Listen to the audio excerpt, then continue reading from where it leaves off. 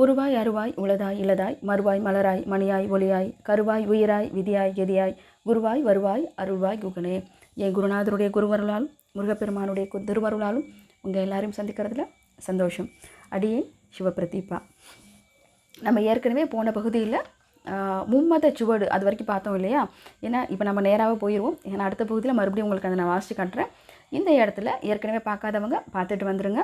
நம்ம ஏற்கனவே என்ன பார்த்துருக்கோம்? மும்மத சுவடு. ஏன் மும்மத சுவடை சுவாமி சுமந்து கொண்டு இருக்கிறார், ஏன் அவருக்கு அதை காமிக்கப்பட்டிருக்குங்கிறத நம்ம தெளிவாக பார்த்தோம். நமக்காக அதில் இன்னொரு பொருளை நம்ம சேர்த்து பார்க்கலாம். ஆக்சுவலாக அன்றைக்கி நான் அதை சொல்ல மறந்துட்டேன். மூலாதார கடவுளாக நமக்கு 6 ஆதார சக்கரங்கள் இருக்குது இல்லைங்களா? 6 சக்கரங்கள் இருக்குது. மூலாதாரம், சுவாதிஷ்டானம், மணிப்பூரகம், அநாதகம், விசுக்தி, ஆக்யான்னு சொல்லக்கூடிய 6 சக்கரங்கள் இருக்குது. இந்த 6 சக்கரங்களையும் கடந்து போனால் 7வதாக இருக்கக்கூடிய கவிழ்ந்த ஆறிதழ் தாமரையாக இருக்கிற கூட சகஸ்ரநாமம் அப்படின்றத நம்ம சொல்கிறோம் இல்லையா? அதுலேருந்து அமிர்த நீர் வரும் அப்படிங்கிற ஒரு விஷயமும் கண்டிப்பாக இருக்குது. அந்த அமிர்த நீரை கொண்டவராக சுவாமி இங்கே இருக்கிறார். அந்த அமிர்த நீரை அவர் எப்படி கொடுக்குறாரா? நமக்காக கொடுக்கக்கூடியவராக சுவாமி இருக்கிறார் அப்படிங்கிறது தான் அங்கே மும்மத சுவடாக இருக்கும். இங்கே மூலாதார சக்கரங்கிறது யாராக இருக்கிறார்?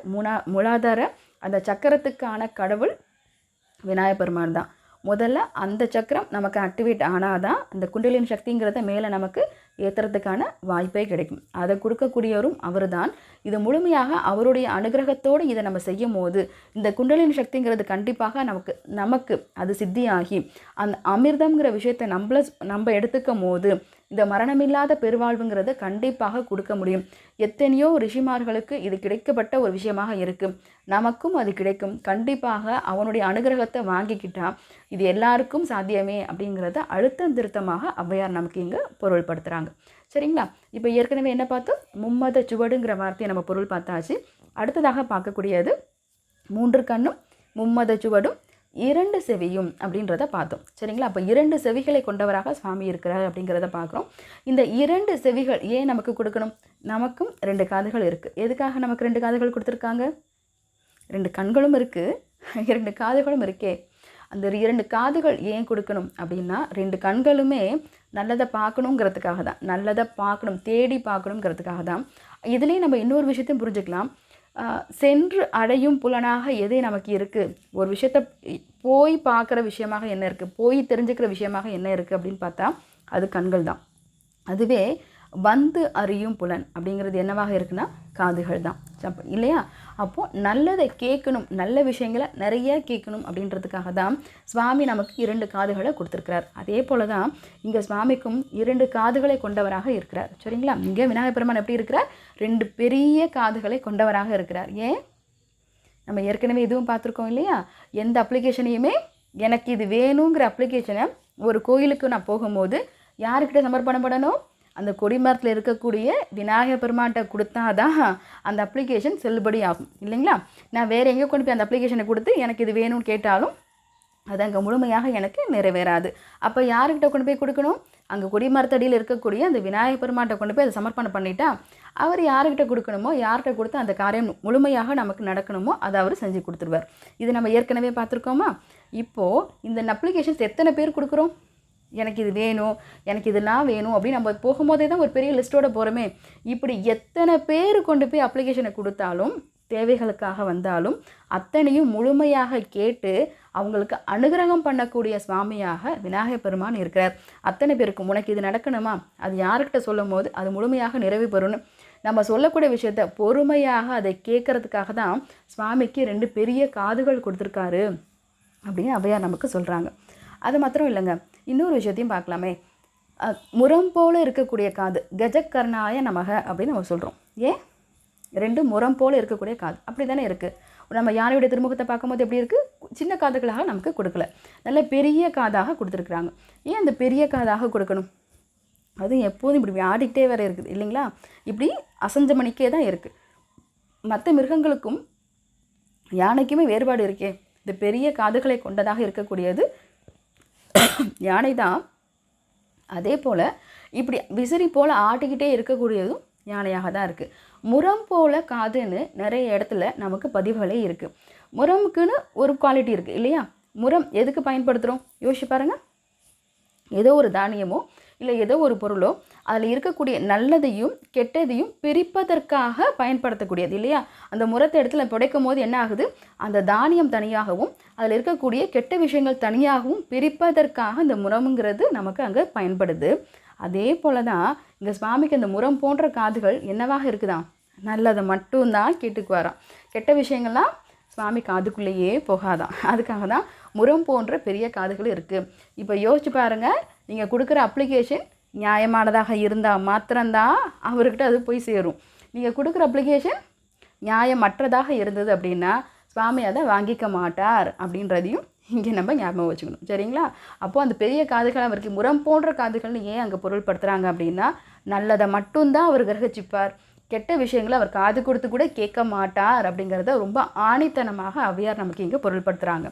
அது மாத்திரம் இல்லைங்க, இன்னொரு விஷயமும் இருக்குது.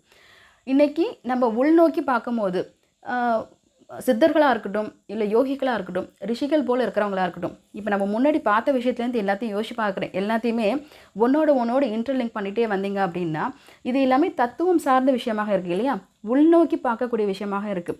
வெளியில் இருக்கக்கூடிய விஷயத்தை நான் கேட்குறேன் அப்படின்றத அதையும் தாண்டி என்னோட மூலாதார சக்கரத்துலேருந்து இருக்கக்கூடிய அத்தனையும் ஆக்டிவேட் ஆகணும் இல்லையா. இந்த ஏற்கனவே பார்த்தோம், சூரிய சந்திரன் நடுவில் இருக்கக்கூடிய அக்னின்றதை பார்த்தோம்.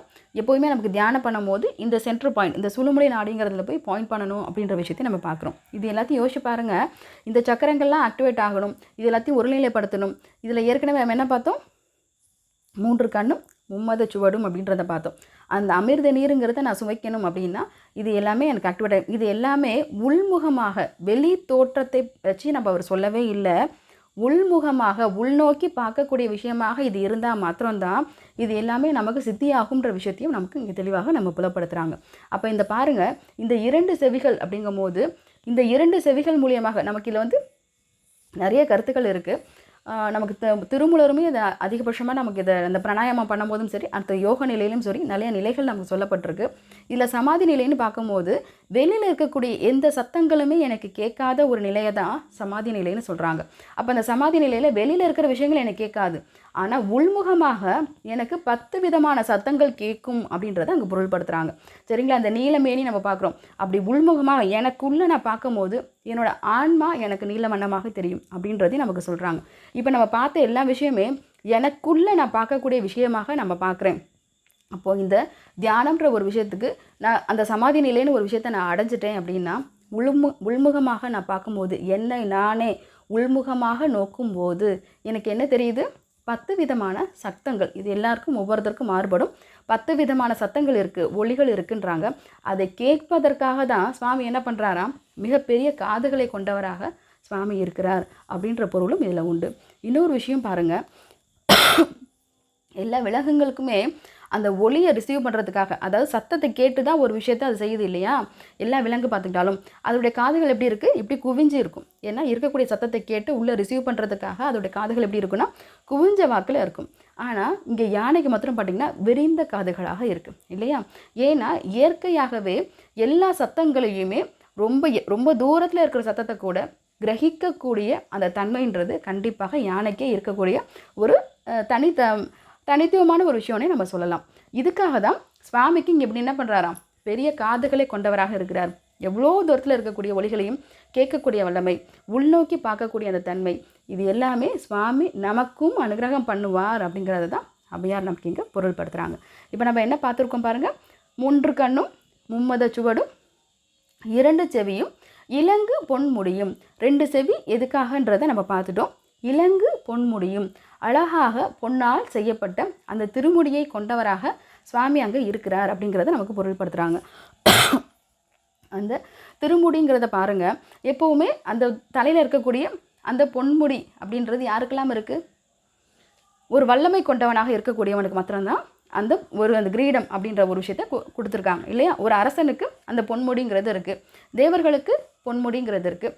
இப்போ யார் ஆட்சி பொறுப்பில் இருக்காங்களோ, என்னை தாண்டி நான் ஒரு 2000 ஆன்மாக்களை நான் பார்க்கக்கூடிய பொறுப்பில் இருக்கேன், ஒரு 4 ஊரை பார்க்கக்கூடிய பொறுப்பில் இருக்கேன் அப்படிங்கிற அந்த பதவியில் இருக்கிறவங்களுக்கு தான் அந்த பொன்முடிங்கிறது கொடுக்கப்பட்டிருக்கு. இங்கே பொன்னாலான திருமுடியை சுவாமி இங்கே கொடுத்துருக்கிறார். இங்கே சுவாமிக்கு வச்சிருக்கிறார் அப்படின்னா இருக்கக்கூடிய அத்துணை ஜீவராசிகளையும் ரட்சிக்கும் பொருட்டு, உங்கள் எல்லாரும் ரட்சிக்கும் பொறுப்பு என்கிட்ட இருக்குது. எல்லாரும் என்னை தேடி வரும்போது கண்டிப்பாக உங்களுக்கெல்லாம் என்ன தேவையோ அந்த தேவையை முழுமையாக தரக்கூடியவனாக, விரிந்த கைகளை கொண்டவனாக, எல்லாத்தையும் கொடுக்கறதுக்கு நான் ரெடியாக தான் இருக்கேன். ஆனால் வாங்கிக்கிறதுக்கு நான் ரெடியாக இருக்கணுமே, அந்த ஒரு விஷயம் இருக்கே. கேட்டால் தான் சுவாமி கொடுப்பாரா அப்படின்னா யோசிச்சு பாருங்கள். மழை பொதுவாக தான் இருக்குது இல்லையா? மழை நீர் அப்படிங்கிறது பொதுவாக தான் மழை பெய்யுது. இந்த மழை நீரில் நான் ஒரு பெரிய பாத்திரத்தை எடுத்துகிட்டு போய் அந்த தண்ணியை பிடிச்சிக்கிறேன் அப்படின்னா அது என்னோட சாமர்த்தியம் தான். ஓட்டையாக இருக்கக்கூடிய பாத்திரத்தில் கொண்டு போய் தண்ணியை பிடிச்சேன்னா ஒரு ட்ராப் தண்ணி கூட அதில் போய் நிற்காது. நான் ஒரு சின்ன டம்ளரில் போய் தண்ணி பிடிக்கிறேன்னாலும் அது என்னோடய சாமர்த்தியம் தான்.